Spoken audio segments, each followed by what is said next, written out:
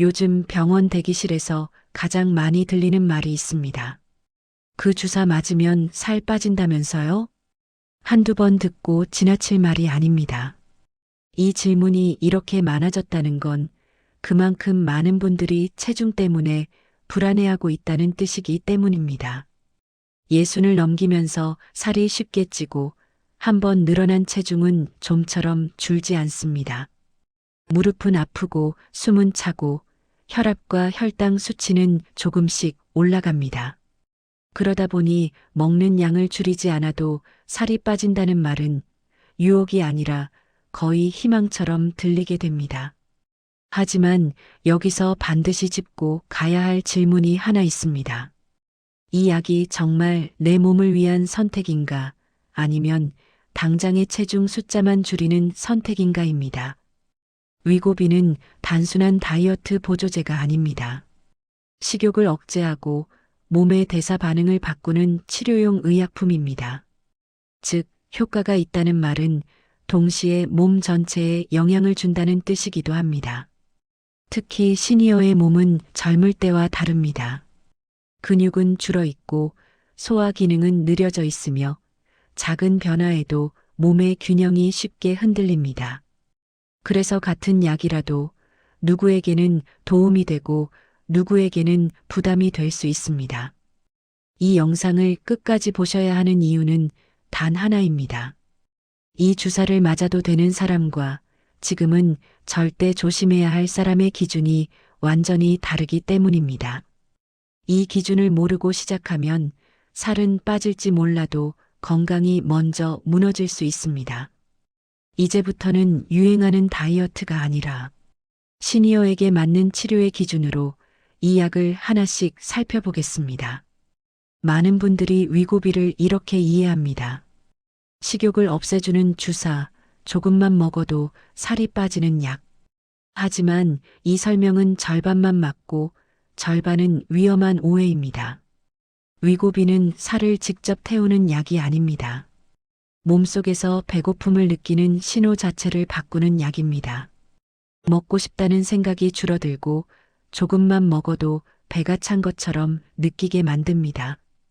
그래서 자연스럽게 먹는 양이 줄고 체중이 내려가는 구조입니다. 문제는 여기서부터입니다. 식욕은 단순히 의지의 문제가 아니라 몸을 살리기 위한 본능이라는 점입니다. 특히 시니어에게 식욕은 근육, 면역력, 회복력을 유지하는 중요한 신호입니다. 이 신호가 갑자기 약해지면 몸은 체중과 함께 다른 것들도 같이 내려놓기 시작합니다. 실제로 병원에서 이런 분들을 종종 봅니다. 체중은 줄었는데 기운이 없고 어지럽고 밥 생각이 아예 사라졌다는 분들입니다. 살은 빠졌지만 걷는 힘이 줄고 쉽게 피로해졌다는 이야기입니다. 이건 약이 나빠서가 아닙니다. 약의 성격을 제대로 모르고 사용했기 때문입니다. 위고비는 살을 빼는 도구가 아니라 몸의 조절 시스템을 건드리는 치료수단입니다. 그래서 반드시 내 몸 상태에 맞게 판단해야 합니다. 특히 예순 이후에는 얼마나 빨리 빠지느냐보다 빠지는 동안 무엇을 잃지 않느냐가 훨씬 중요합니다. 이제 다음에서는 왜 이 약이 젊은 사람보다 시니어에게 더 다르게 작용하는지 그 이유를 구체적으로 짚어보겠습니다. 여기서 가장 중요한 이야기를 해야 합니다. 위고비가 위험할 수 있는 이유는 나이 때문이 아니라 몸의 조건이 달라졌기 때문입니다. 이 차이를 모르면 같은 약을 맞고도 결과는 완전히 달라집니다. 예순이 넘으면 우리 몸은 이미 변해 있습니다. 겉으로는 멀쩡해 보여도 근육은 해마다 조금씩 줄어들고 있습니다. 특히 허벅지, 엉덩이, 복부 근육처럼 몸을 지탱하는 근육이 먼저 빠집니다. 문제는 이 근육이 체중과 함께 가장 먼저 줄어든다는 점입니다. 위고비로 식욕이 줄면 체중은 분명히 내려갑니다. 하지만 동시에 단백질 섭취량도 줄어들기 쉽습니다. 이때 빠지는 건 지방만이 아니라 버텨주는 근육입니다. 그래서 살은 빠졌는데 걷기가 힘들어지고 계단이 유난히 버거워집니다. 또 하나 놓치기 쉬운 부분이 있습니다. 시니어의 위장과 장은 이미 예전만큼 빠르게 움직이지 않습니다. 이 상태에서 포만감을 오래 유지시키는 약이 들어오면 속 더부룩함, 메스꺼움, 소화 불량이 더 쉽게 나타날 수 있습니다. 혈압약, 당뇨약을 함께 드시는 분들도 많습니다. 이때 식사량이 갑자기 줄면 어지럼, 기운 빠짐, 식은땀이 먼저 나타나는 경우도 적지 않습니다. 이건 살이 빠져서 좋은 신호가 아니라 몸이 적응하지 못하고 있다는 신호입니다. 그래서 시니어에게 위고비는 효과가 있느냐 없느냐의 문제가 아닙니다. 내 몸이 이 변화를 감당할 준비가 되어 있느냐의 문제입니다. 다음에서는 많은 분들이 실제로 저지르는 가장 위험한 사용 습관을 짚어보겠습니다. 이 부분에서 고개를 끄덕이게 된다면 지금 속도를 반드시 점검하셔야 합니다. 위고비를 둘러싼 가장 큰 문제는 약 자체가 아닙니다. 약을 대하는 태도입니다. 특히 시니어에게서 반복해서 나타나는 몇 가지 공통된 습관이 있습니다. 첫 번째는 진료보다 먼저 주사부터 맞으려는 경우입니다. 지인이 맞고 빠졌다는 이야기, 인터넷 후기 몇 개를 보고 나도 한번 해볼까라는 생각으로 병원을 찾는 분들이 많습니다. 하지만 이 약은 체중만 보고 시작하는 약이 아닙니다. 두 번째는 빠른 효과를 기대하며 용량을 서두르는 경우입니다. 초반에 큰 변화가 없으면 실망하고 조금 더 세게 맞으면 되지 않나라고 생각합니다. 이 순간부터 몸은 약을 따라가는 것이 아니라 버티기 시작합니다. 세 번째는 식사를 거의 끊다시피 줄이는 행동입니다. 식욕이 없다는 이유로 하루 한 끼, 심지어는 간단한 것만 드시며 버티는 분들도 있습니다. 하지만 시니어에게 이 방식은 체중 감량이 아니라 체력 소모와 근손실로 이어질 가능성이 매우 큽니다. 또 한 가지 자주 보이는 장면이 있습니다. 어지럽고 기운이 없는데도 살 빠지니까 이 정도는 참아야지 하고 넘기는 경우입니다. 이건 약이 잘 듣는 증거가 아니라 몸이 이미 경고를 보내고 있다는 신호입니다. 특히 혈압약, 당뇨약을 함께 드시는 분들은 식사량 변화 하나만으로도 몸의 균형이 쉽게 무너질 수 있습니다. 그런데도 약은 그대로, 생활은 급격히 바꾸는 경우가 많습니다. 위고비는 참는 약이 아닙니다. 버티는 약도 아닙니다. 몸의 반응을 계속 확인하며 조절해야 하는 치료 과정입니다.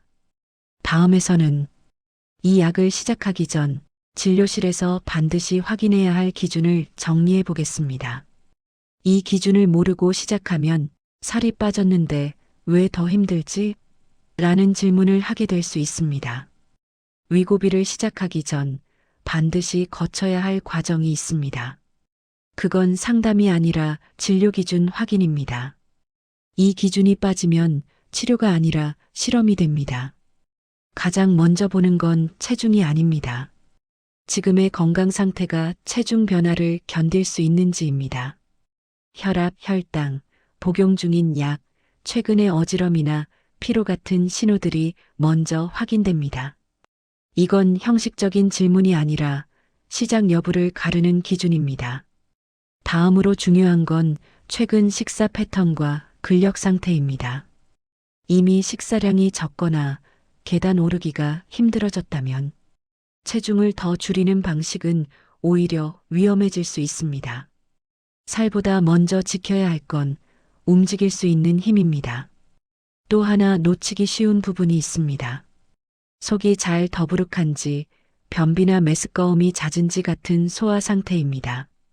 위고비는 포만감을 오래 유지시키는 약이기 때문에 이 부분이 약한 분들에게는 부담이 더 크게 작용할 수 있습니다. 여기서 중요한 사실 하나를 분명히 해야 합니다. 이 약은 누구나 맞아도 되는 약이 아닙니다. 진료 결과에 따라 아직은 아니다라는 판단이 나오는 것도 지극히 정상이고 오히려 안전한 결정입니다. 좋은 진료는 무조건 시작하게 해주는 것이 아니라 시작하지 말아야 할 이유를 먼저 설명해 줍니다. 다음에서는 이 기준을 통과한 경우에만 해당하는 이야기, 즉 위고비를 치료로 접근할 때 지켜야 할 원칙을 정리해 보겠습니다. 여기서부터가 맞느냐 마느냐가 아니라 어떻게 관리하느냐의 문제입니다. 위고비를 안전하게 쓰는 분들에게는 공통점이 있습니다. 그분들은 이 약을 다이어트 수단이 아니라 치료 과정의 한 단계로 받아들입니다. 그래서 목표도 분명히 다릅니다. 얼마나 빨리 빠질까가 아니라 어디까지 줄이는 게 안전한가입니다. 가장 중요한 원칙은 속도입니다. 체중이 빠지는 속도가 빠를수록 몸은 그 변화를 위협으로 인식합니다. 특히 시니어에게 빠른 감량은 근력 저하, 어지럼, 피로로 바로 이어질 수 있습니다. 그래서 치료 관점에서는 느린 변화가 오히려 좋은 신호입니다. 두 번째 원칙은 식사를 유지하는 것입니다. 식욕이 줄었다고 해서 식사를 건너뛰는 것은 치료가 아닙니다. 양은 줄더라도 규칙적인 식사와 단백질 섭취는 반드시 유지해야 합니다. 체중보다 먼저 지켜야 할 건 몸을 지탱하는 힘입니다. 세 번째는 몸의 반응을 매주 확인하는 습관입니다. 체중계 숫자만 보지 않습니다. 어지럼은 없는지, 걷는 힘은 유지되는지, 아침에 일어날 때 기운이 어떤지 살펴봅니다. 이 신호들이 치료의 방향을 결정합니다. 또 하나 중요한 원칙이 있습니다. 불편함을 참지 않는 것입니다. 속이 불편하거나 기운이 급격히 떨어지면 살이 빠져서 그렇다고 넘길 일이 아닙니다. 이건 조정이 필요하다는 명확한 신호입니다. 위고비는 맞는 순간 끝나는 약이 아닙니다. 맞는 동안 관리가 함께 가야 하는 치료입니다. 이 원칙이 지켜질 때만 체중 감량은 건강을 해치지 않는 방향으로 이어질 수 있습니다. 다음에서는 약을 쓰든 쓰지 않든 상관없이 모든 시니어에게 공통으로 적용되는 현실적인 생활 루틴을 정리해 보겠습니다. 이 루틴이 없다면 어떤 선택도 오래가지 못합니다. 여기서 한 가지 분명히 말씀드리겠습니다. 위고비를 쓰든 쓰지 않든 이 기준이 없으면 체중 관리도 건강도 오래가지 못합니다. 약은 도와줄 수는 있어도 대신 살아주지는 않습니다. 첫 번째 기준은 식사의 형태를 유지하는 것입니다. 많이 먹을 필요는 없습니다. 하지만 끼니를 건너뛰는 습관은 반드시 멈춰야 합니다. 양보다 중요한 건 규칙성입니다. 하루 3번이 어렵다면 2번이라도 같은 시간에 드시는 게 기준입니다. 두 번째는 단백질을 의식적으로 챙기는 것입니다. 시니어에게 체중 관리 실패의 가장 큰 원인은 지방이 아니라 근육이 먼저 빠지는 데 있습니다. 살이 빠졌는데 힘이 빠진다면 그건 성공이 아닙니다. 걷는 힘을 지키는 식사가 우선입니다. 세 번째 기준은 움직임을 끊지 않는 것입니다. 운동을 하라는 말이 아닙니다. 매일 걷는 거리, 계단을 오를 수 있는지, 앉았다 일어날 때 숨이 얼마나 차는지, 이런 일상의 움직임이 유지되고 있는지가 중요합니다. 네 번째는 몸의 신호를 숫자보다 먼저 보는 습관입니다. 체중계 숫자에만 집중하면 어지럼이나 피로 같은 중요한 경고를 놓치게 됩니다. 아침에 일어날 때 몸이 어떤지, 저녁에 기운이 남아있는지를 먼저 보셔야 합니다. 마지막으로 가장 중요한 기준입니다. 참고 버티는 다이어트는 시니어에게 맞지 않습니다. 불편함은 실패가 아니라 조정이 필요하다는 신호입니다. 이 신호를 무시하지 않는 것이 결국 체중보다 건강을 지키는 길입니다. 위고비는 선택일 수 있습니다. 하지만 이 생활 기준은 선택이 아닙니다. 이 기준 위에서만 어떤 치료도 의미를 가질 수 있습니다.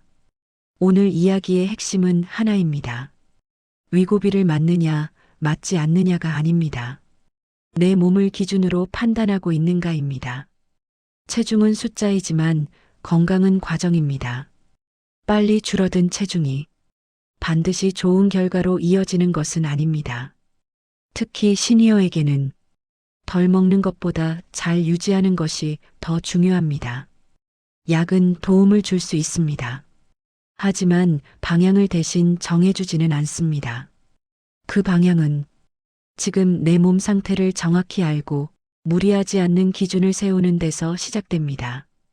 오늘 이 영상이 어떤 선택을 강요하기보다는 섣부른 결정을 잠시 멈추게 하는 기준이 되었으면 합니다. 유행보다 몸의 신호를 먼저 듣는 것, 그것이 건강한 다이어트의 출발점입니다. 다음 영상에서도 시니어의 몸에 맞는 기준을 차분히 정확하게 함께 짚어보겠습니다.